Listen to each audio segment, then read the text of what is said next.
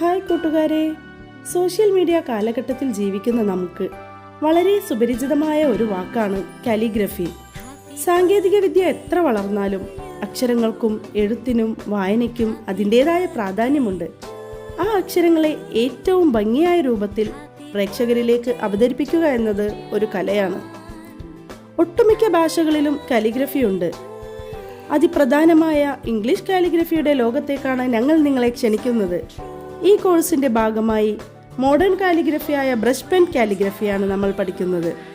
കൂടാതെ ട്രഡീഷണൽ കാലിഗ്രഫിയുടെ ബേസിക്കും ഉൾപ്പെടുത്തിയിട്ടുണ്ട്.